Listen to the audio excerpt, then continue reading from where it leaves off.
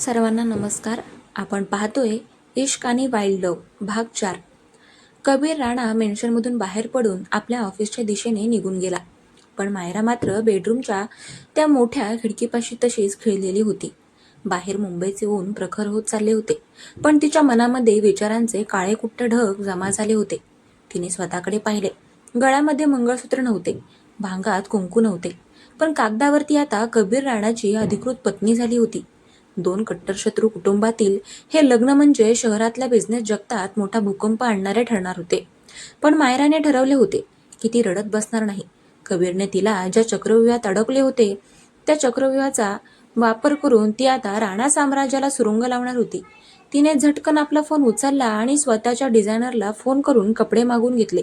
2 तासामध्ये मायरा पूर्णपणे बदलली होती. तिने पांढऱ्या रंगाचा एक कडक फॉर्मल सूट घातला होता. विखुरलेले केस एका आंबाड्यात बांधले होते आणि डोळ्यांवर काळा गॉगल चढवला होता. तिच्या चेहऱ्यावर आता अगतिकता नव्हती, तर एक करारी बिझनेस वुमनचा आत्मविश्वास होता. ती पायऱ्या उतरून खाली आली तेव्हा वाड्यातल्या नोकरांनी आदराने आणि कुतूहलाने तिच्याकडे पाहिले. कबीरने दिलेली नवीन कार आणि ड्रायव्हर वाड्याच्या बाहेर उभे होते. मायरा गाडीत बसली होती आणि तिने ड्रायव्हरला थेट आदेश दिला. Singhania corporate headquarter, Nariman point. गाडी शहराच्या गर्दीतून वेगाने धावत होती. मायराने वाटेतच हॉस्पिटलमध्ये फोन करून खात्री करून घेतली की तिच्या वडिलांना म्हणजेच विक्रम सिंघानिया यांना डिस्चार्ज मिळाला असून ते सुखरूप घरी पोहोचले आहेत. तिच्या बाबांना अजूनही हे माहिती नव्हते की त्यांची बँक खाती सुरू करण्यासाठी आणि केसेस मागे घेण्यासाठी त्यांच्या लाडक्या मुलीने काय किंमत मोजली होती. मायराने ठरवले होते की जोपर्यंत ती कबीरचा पराभव करत नाही तोपर्यंत ती हे सत्य कोणालाही सांगणार नव्हती. दुपारचे ठीक 12 वाजले होते. सिंघानिया ऑफिसच्या अवाढव्य काचेच्या इमारतीसमोर मायराची गाडी थांबली. ती गाडीतून उतरून जेव्हा मुख्य गेटमधून आतमध्ये शिरली तेव्हा संपूर्ण ऑफिसमध्ये कर्मचारी जागेवरच उभे राहिले. सिंघानिया ग्रुप पुन्हा एकदा पूर्ण ताकदीने उभा राहिला होता आणि त्याची कमान आता मायराने स्वतःच्या हातामध्ये घेतली होती. ती थेट कॉन्फरन्स हॉलमध्ये गेली, जिथे तिने सर्व टॉप मॅनेजर्सची तातडीने बैठक बोलावली होती. टेबलवर हात ठेवत मायरा अत्यंत शांतपणे पण करारी आवाजात म्हणाली, राणा एंटरप्राइजेसने आपल्या हातातून जो 1200 कोटीचा हायवे प्रोजेक्ट हिरावून घेतला आहे तो त्यांचा भ्रम आहे. आपण आधीच त्या प्रोजेक्टसाठी लागणाऱ्या मुख्य जमिनीवर कायदेशीर स्थगिती आणली आहे. कबीर राणाला वाटत असेल की त्याने टेंडर जिंकले म्हणजे काम सुरू झाले, तर तो चुकतोय. आज संध्याकाळी या प्रोजेक्टसाठी मंत्रालयात एक हाय लेवल मीटिंग आहे. तिथे कबीर राणा स्वतः येणार आहे आणि मी सुद्धा तिथे जाणार आहे. सर्व मॅनेजर्स तिची ही आक्रमक खेळी पाहून थक्क झाले. मायरा आता वैयक्तिक आयुष्यातील सूड बिझनेसच्या मैदानात घेणार होती.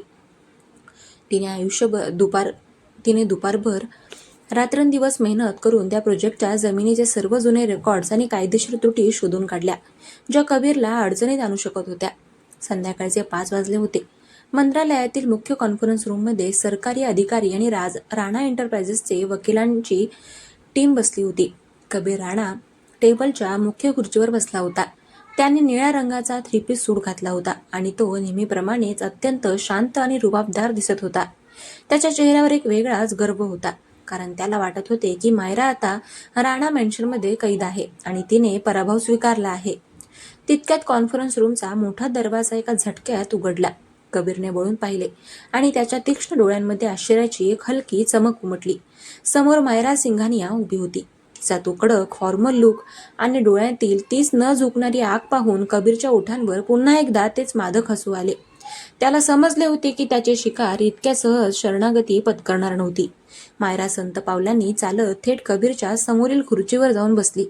तिने आपल्या हातातील फाईल टेबलावर आपटली. सरकारी मुख्य सचिवाने म्हटले, मिस सिंघानिया, हा प्रोजेक्ट तर राणा एंटरप्राइजेसला मिळाला आहे. तुमची जमीन सोडली तर तुमच्याकडे दुसरा कोणताही हक्क नाही. मायरा कबीरच्या डोळ्यांमध्ये थेट पाहत म्हणाली, सर, माझ्याकडे फक्त जमीन नाही, तर राणा एंटरप्राइजेसने हे टेंडर मिळवण्यासाठी जे काही आंतरराष्ट्रीय नियम धाब्यावर बसवले आहेत त्याचे हे पुरावे आहेत. या फाईलमध्ये स्पष्ट लिहिले आहे की कबीर राणा यांच्या कंपनीने ज्या परदेशी भागीदाराची कागदपत्रे जोडली आहेत त्यावर बंदी घालण्यात आली आहे. त्यामुळे हे टेंडर बेकायदेशीर ठरतं. हे ऐकताच संपूर्ण हॉलमध्ये सन्नाटा पसरला. कबीरच्या वकिलांचे चेहरे पांढरेच पडले. त्यांनी घाईघाईने फाईल तपासण्यास सुरुवात केली. कबीरने मात्र फाईलकडे पाहिले सुद्धा नाही. त्याची नजर फक्त मायराच्या चेहऱ्यावर खिळलेली होती. तिच्या या अनपेक्षित आणि तडाखेबंद वाऱ्याने कबीरला देखील विचार करायला भाग पाडले होते. रात्री त्याच्या मिठीत अगतिक झालेली मुलगी आज बिझनेसच्या मैदानात त्यालाच आव्हान देत उभी होती. कबीरच्या मनातील पुरुषाला आणि उद्योगपतीला मायराचे हिरू प्रचंड आकर्षित करत होते. मुख्य सचिवाने सांगितले, मिस्टर राणा, या आरोपांवर तुमचे काय म्हणणे आहे? जर हे खरे असेल तर आम्हाला हे टेंडर रद्द करावे लागेल. कबीर हळूच आपल्या खुर्चीवरून उठला. त्याने आपले दोन्ही हात टेबलावर ठेवले आणि मायराच्या दिशेने झुकत अत्यंत संत पण जड आवाजात म्हणाला, सचिवालय असो वा कोर्ट, राणा कधीच अपूर्ण तयारीने येत नाही. मिस सिंघानिया यांनी ज्या कागदपत्रांचा उल्लेख केला आहे ते जुनी आहेत. आमच्या नवीन परदेशी भागीदाराची मंजुरी आज दुपारी सरकारने अधिकृत केली आहे. कबीरने आपल्या असिस्टंटला इशारा केला, ज्याने लगेच नवीन मंजुरीचे पत्र सचिवासमोर ठेवले. मायराचा डाव कबीरने एका मिनिटात उलटवला होता. कबीरने मायराच्या अगदी जवळ येत फक्त तिलाच ऐकू जाईल अशा आवाजात म्हटले, मायरा, रात्री माझ्या बेडवर आणि दिवसा माझ्या बिझनेसच्या मैदानात तू मला कधीच हरवू शकत नाहीस. मायराच्या अंगाचा तिळवापड झाला, पण तिने हार मानले नाही. तिने कबीरच्या डोळ्यांमध्ये पाहत म्हटले, हा तर फक्त पहिला डाव होता कबीर, अजून अख्खा खेळ बाकी आहे. आज रात्री मेन्शनवर भेटूया. दोघांमधील हे युद्धाचे नाते आता अधिकच रंजक आणि तीव्र होणार होते. मंत्रालयाच्या त्या हाय प्रोफाईल कॉन्फरन्स रूममधील वातानुकूलित हवाही आता गरम झाल्यासारखी वाटत होती. मायरा आणि कबीर यांच्या नजरा एकमेकांना भिडल्या होत्या. तिथं उपस्थित असलेल्या सरकारी अधिकाऱ्यांनाही दोन मोठ्या घराण्यांमधील हा बिझनेस ड्रामा स्पष्ट जाणवत होता. कबीरने अत्यंत हुशारीने तिचा वार परतवून लावला होता, पण मायराच्या चेहऱ्यावर पराभवाची भीती दिसण्याऐवजी एक वेगळी जिद्द आणि कडकपणा आला होता. ती आपली फाईल उचलून खुर्ची मागे सारत उभी राहिली. तिने कबीरकडे एक शेवटचा तीक्ष्ण कटाक्ष टाकला आणि कोणतीही प्रतिक्रिया न देता ती रूमच्या बाहेर पडली. कबीर तिच्या जाण्याकडे पाहत राहिला. त्याच्या ओठांवर तेच एक मादक हसू अजूनही रेंगाळत होते. मंत्रालयाच्या बाहेर येताच मुंबईच्या संध्याकाळची गार हवा मायराच्या चेहऱ्याला स्पर्श करून गेली. तिने गाडीचा दरवाजा उघडला आणि आतमध्ये बसली. तिचे हृदय वेगाने धडधडत होते. कबीर इतका कच्चा गुरुचा चेला नाही हे तिला ठाऊक होतं, पण पहिल्याच डावात तो तिला अशी बाजी मारेल याची तिने कल्पना केली नव्हती. तिने ड्रायव्हरला गाडी सरळ राणा मेन्शनकडे घ्यायला सांगितली. आता ती त्या वाड्याची अधिकृत सून होती आणि तिची खरी लढाई तर आता कबीरच्या स्वतःच्या साम्राज्यात राहून सुरू होणार होती. रात्रीचे 9 वाजले होते. राणा मेन्शनचा तो अथांग वाडा रात्रीच्या अंधारात दिव्यांच्या प्रकाशात चमचम करत होता. मायरा गाडीतून उतरली आणि तिने मुख्य हॉलमध्ये प्रवेश केला. वाड्यामध्ये प्रचंड शांतता होती. कबीर अजून ऑफिसमधून परतला नव्हता. मायरा थेट वरच्या मजल्यावर असलेल्या कबीरच्या प्रायव्हेट बेडरूममध्ये गेली.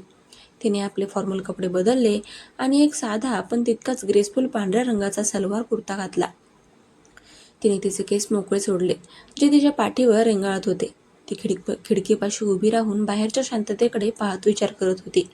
तितक्यात पाठीमागून बेडरूमचा जड लाकडी दरवाजा उघडल्याचा आवाज झाला. मायराने वळून पाहिले. कबीर खोलीमध्ये आला होता. त्याचा निळ्या रंगाचा कोट त्याच्या हातामध्ये होता. शर्टचे वरचे 2 बटणं उघडे होते आणि त्याचे केस थोडे विस्कटलेले होते. तो दिवसभराच्या कामाने थकलेला दिसत होता, पण त्याचे तीक्ष्ण डोळे मायराला पाहताच पुन्हा एकदा चमकले. त्याने कोट सोफ्यावर टाकला आणि तो संत पावलांनी मायराच्या दिशेने चालत आला. त्याच्या शरीरातून येणारा तोच ओळखीचा परफ्यूमचा सुगंध संपूर्ण खोलीमध्ये पसरला. मंत्रालयातला तुझा तो आत्मविश्वास मला खूपच आवडला मायरा, कबीरने तिच्या अगदी जवळ येत अत्यंत संथ आणि जड आवाजात म्हटले. त्याचा आवाज रात्रीच्या शांततेत अधिकच प्रभावी वाटत होता. तो तिच्या इतक्या जवळ आला की मायराला मागच्या खिडकीच्या काचेला टेकण्याशिवाय पर्याय उरला नाही. कबीरने आपले दोन्ही मजबूत हात तिच्या दोन्ही बाजूंना खिडकीवर टेकवले, ज्यामुळे मायरा पुन्हा एकदा त्याच्या विळख्यात अडकली. कबीर, लांब राहा माझ्यापासून. ऑफिसचं मैदान वेगळं होतं, पण इथे तुझा हक्क मी खपवून घेणार नाही. मायराने त्याच्या छातीवर हात ठेवून त्याला मागे सारण्याचा प्रयत्न केला, पण कबीरचे शरीर एखाद्या डोंगरासारखे खंबीर होते. कबीरने हलकेच हसून तिची हनुवटी आपल्या बोटांनी वर उचलली. तिचे मोठे बोलके डोळे रागाने लाल झाले होते. कबीर म्हणाला, हा वाडा माझा आहे मायरा, ही खोली माझी आहे आणि आता कायदेशीररित्या तू सुद्धा माझी पत्नी आहेस. तू दिवसा माझ्या बिझनेसवर कितीही वार करण्याचा प्रयत्न कर, पण रात्री तुला याच खोलीमध्ये माझ्याच समोर यावं लागणार आहे. तुझा हा सिंगानियांचा माज मी हळूहळू अगदी शांतपणे उतरवणार आहे. कबीरचे ओठ तिच्या ओठांच्या इतके जवळ आले होते की मायराचा श्वास रोखला गेला. तिने कबीरच्या डोळ्यांमध्ये पाहिले. तिथे तिला केवळ बदला दिसत नव्हता, तर तिच्या शरीराबद्दलचे आणि तिच्या सौंदर्याबद्दलचे एक तीव्र मादक आकर्षण स्पष्ट जाणवत होते. कबीरने तिच्या गळ्यावरून आपले बोटं हलकेच फिरवले, ज्याने मायराच्या अंगावर शहारा आणला. तिचे शरीर कबीरच्या प्रत्येक स्पर्शाला नकळत प्रतिसाद देत होते. हेच ते सर्वात मोठे अप हेच तिचे सर्वात मोठे अपयश होते. कबीरने तिच्या कानाजवळ तोंड नेत म्हटले, उद्या सकाळी माझ्या कंपनीची एक महत्त्वाची बोर्ड मीटिंग आहे आणि त्या मीटिंगमध्ये सिंगानिया ग्रुपचा एक मोठा शेअर होल्डर म्हणून तुलाही यावं लागणार आहे. बघूया उद्या तू माझ्या घरातून माझ्याच ऑफिसमध्ये माझ्याविरुद्ध काय डाव टाकतेस. कबीरने तिला सोडले आणि तो फ्रेश होण्यासाठी बाथरूमच्या दिशेने निघून गेला. मायरा तिथेच खिडकीला टेकून उभी राहिली. तिचा श्वास वेगाने चालला होता. कबीरने तिला फक्त घरातच नाही, तर आता बिझनेसच्या पुढच्या टप्प्यातही खेचले होते.